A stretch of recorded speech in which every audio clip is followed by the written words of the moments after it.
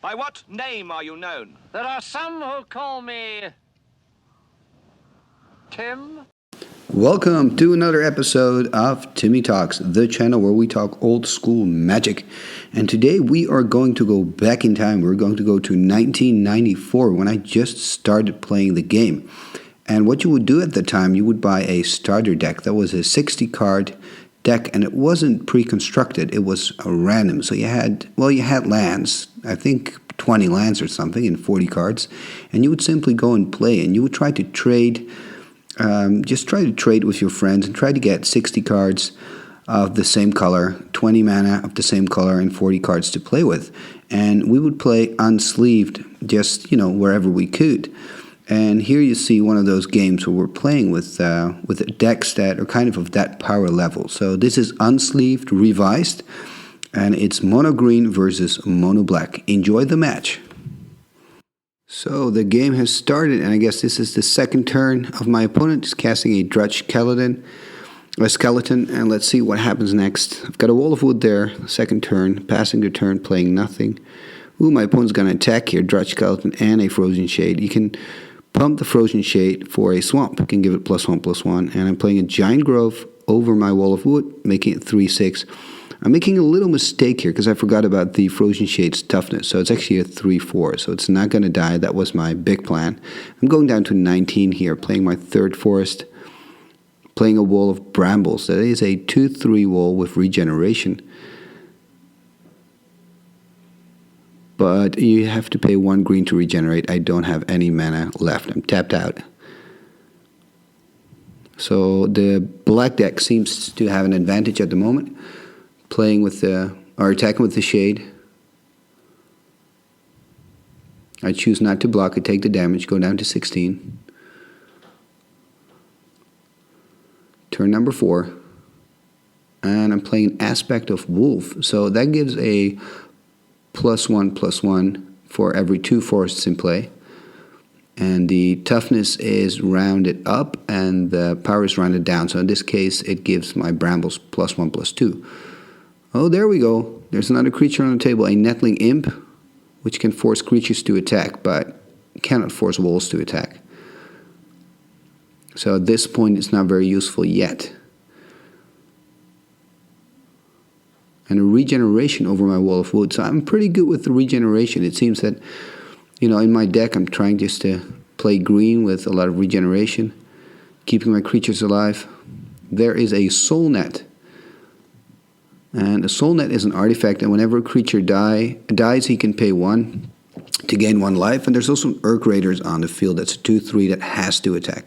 So a second aspect of wolf there, giving my wall +2/+4. So it is 4/7 at the moment. Can't really see what he's playing here. Oh, he's playing a Paralyze. 1 black, and it's tapping my wall. That's why I'm tapping my wall of brambles. Oh, I'm putting a counter on from the Paralyze. He's going all in, and I play a Fog. Nice. So a Fog, it's a classic. It cancels all the damage.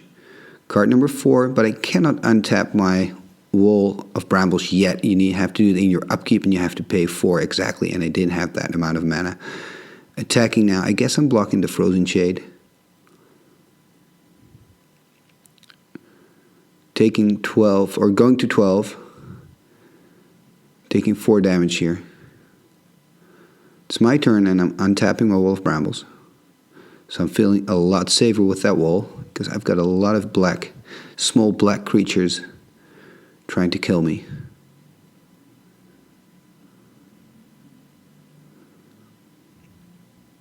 Playing another swamp. Got tons of swamps.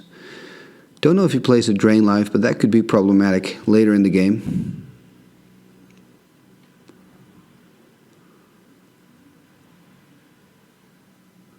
And he has to attack with the Urk Raiders. I believe it's Urk Raiders, but he does get a life from his Soul Net. The Urk Raiders are 2/3 for 2 mana, but they have to attack every turn. It's kind of like a mini Juggernaut. Ooh, Crawworm there, so it's a 6/4 for me. But he has a regenerator there with the Drudge Skeletons.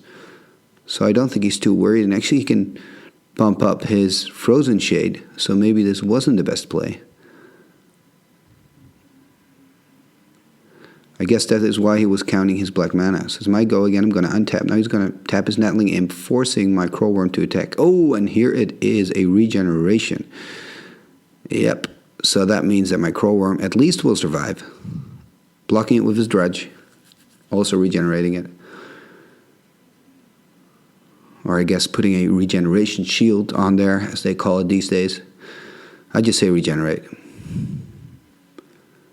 So that Nettling Imp is a cool card, but it hasn't been all too useful. Oh, this could become painful, because this is a known combo. Nettling Imp, Sorcerer's Queen. And all he needs now is the 4/4 Flying Vampire. Sangir Vampire. That is a well-known combo in Old School. Ooh, there is a Wanderlust. For the people that don't know what that is, it's an enchant creature. You put it on a creature of your opponent, and it deals 1 damage during the upkeep of the to the creature's owner, I believe. So I'm playing it on the Dredge Skeleton. Oh no, I'm playing it on a Frozen Shade. Okay, so I'm trying to get... It's actually a removal spell, the way I'm playing it right now. And my opponent activating the Soul Net, gaining a life. So the Frozen Shade is gone.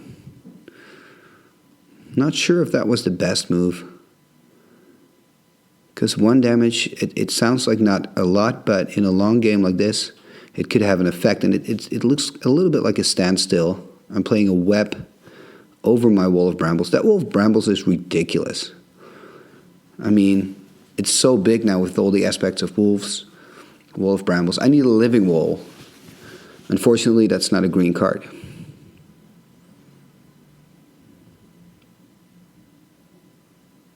Tapping for 6, playing a Stream of Life. I'm keeping a mana open for my regeneration.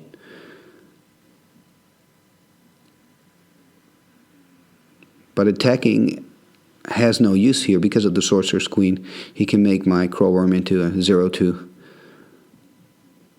He's playing an Unholy Strength, and he's playing a Fear. Oh, this is a problem.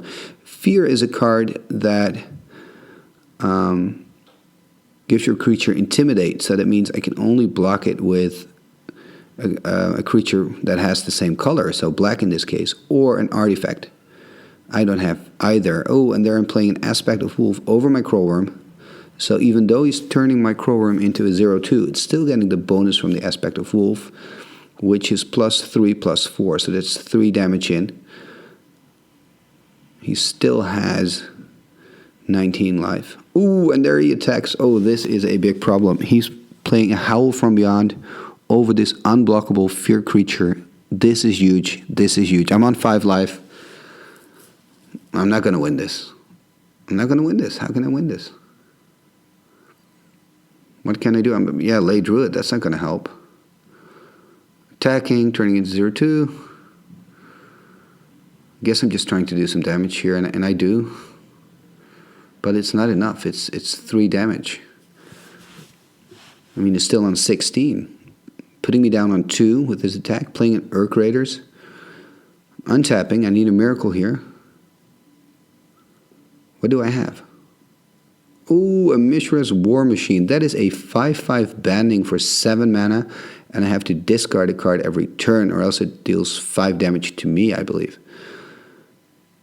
And it's even tapped or something. Like, it's really not good. It's not useful. It is a rare, though, and it's really cool art.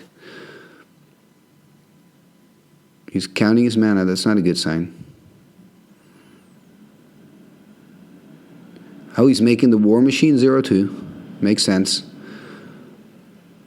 I'm untapping a land. Don't know why. Probably just because I can. Why not? He's gaining a life from the Soul Net. That's so frustrating. He's gaining a life. I lose a creature and he's gaining a life. Doesn't sound fair.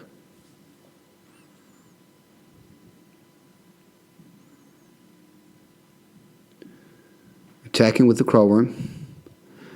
Just for formality, I guess. He's now sacking his Nettling Imp, but I mean, he's got the game. There's no way I can win this. So he wins on a Fear. Oh man, that is just ridiculous. I had all that regeneration. I had big power. And there you go, you know, the big beefy green and all the walls in the world couldn't protect me from that one Dredge skeleton with fear. I hope you enjoyed the match. If you'd like to see more old school, I'm putting a link up right now to a playlist with more games. Thank you for watching this episode of Timmy Talks, the channel where we talk old school magic. And see you next time. Icketus, ficketus, sumba, kazee.